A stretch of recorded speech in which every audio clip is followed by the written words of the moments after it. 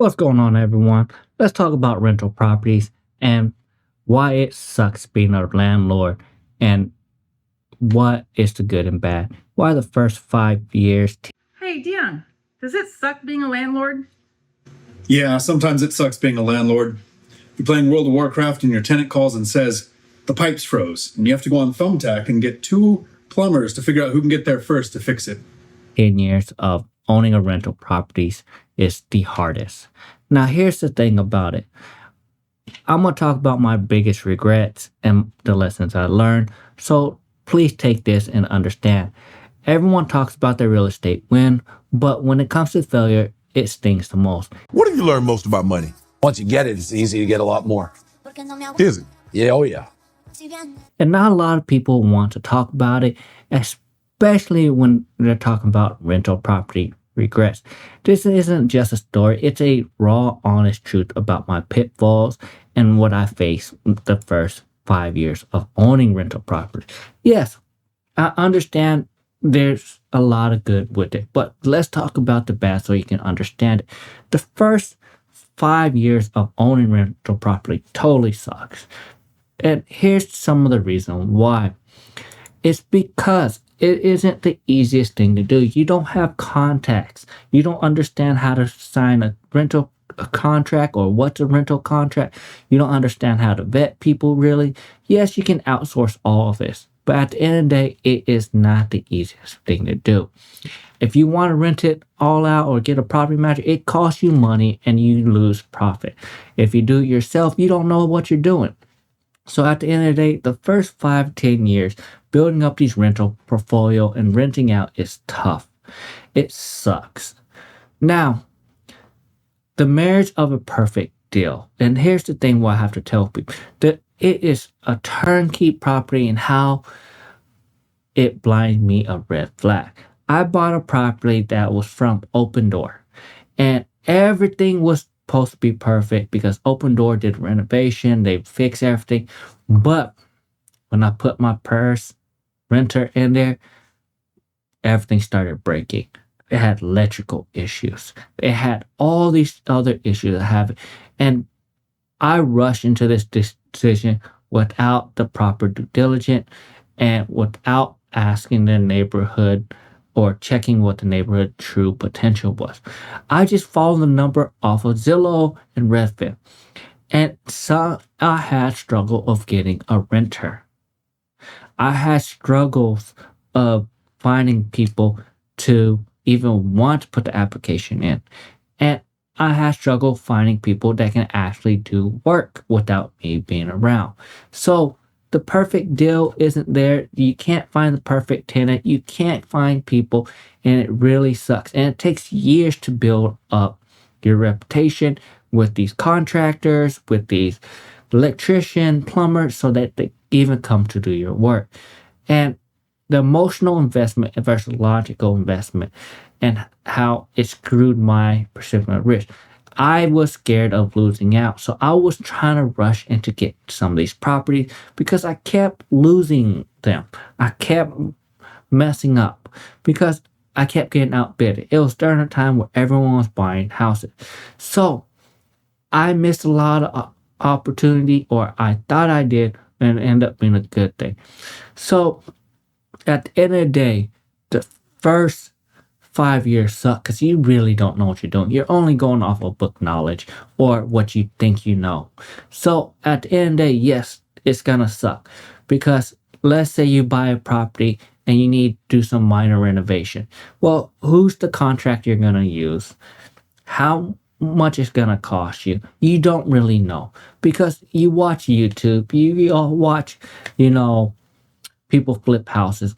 How much does it cost to flip a home? A national average shows $50,000 by the time you factor in everything that on these TV shows, but that doesn't reflect the true cost in your area, for one. And two, those might be special cost savings for that person because they buy the material themselves and they drop everything off and they have special discount rate for the labor. So you need to understand everything you see on TV is not exactly what you get. Sometime a renovation you think is going to be $20,000 because you see it on TV. It exact same thing you did, but it costs you $40,000. And that's because the time, material, is all different. So there's no perfect deal. And this is the thing you need to understand. There's almost no real turnkey. There's always something wrong. And you need to use the logical assessment on these properties. Now, let's talk about the hidden costs that crushed my ROI.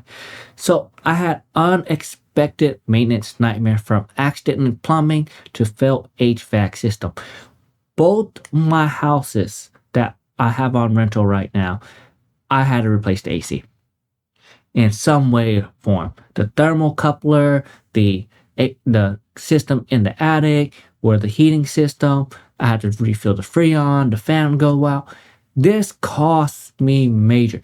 And if I didn't put a major down payment on there of 20%, my ROI would still be in the red. Because replacing a whole AC system could, in my area, cost about $7,000 to $10,000. Yes. And if I'm only profiting $500 a month, that's a long time before I get my ROI back.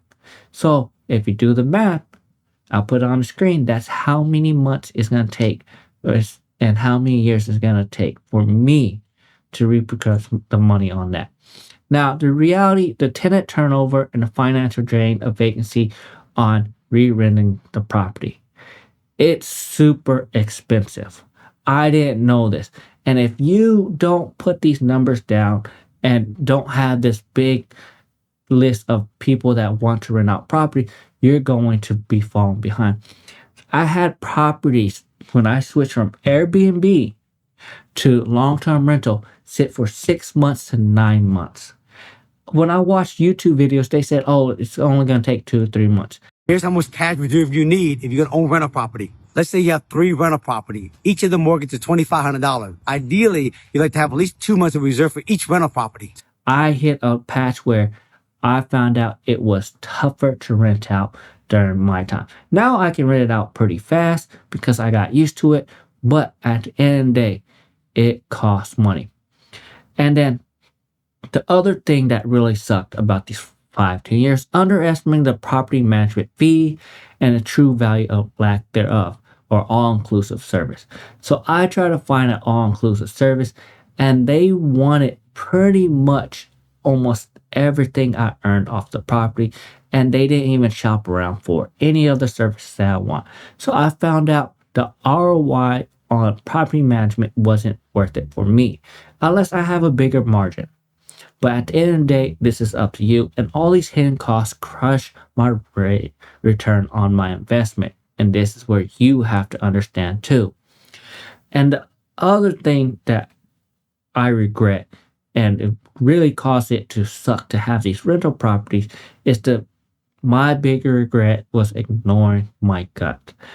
The specific moment when I walked in and rationalized, everything went away and leading to long-term pain. And that was going to Airbnb. Because I saw the numbers and everyone getting these great returns. This property brings us in $80,000 a year profit. I don't manage the thing myself. You need to get yourself an Airbnb. It will change your life. And at first I was doing okay. But when the market hit, it really hurt. And that's where you need to understand. My regret was not using my common sense and being greedy for another $400, $500 a month on average. It wasn't worth it. And chasing appreciation over cash flow provides me very critical miscalculation. I was chasing property values, and now I chase cash flow. If it's not cash flowing properly, I don't care of how much I get on paper on that house. Because at the end of the day, it doesn't matter what happens, because the market can shift. It could crash a little bit. But really, it hurts if you don't have the cash flow to afford it. that means to pay for it. That means you won't have the cash flow to get your next property.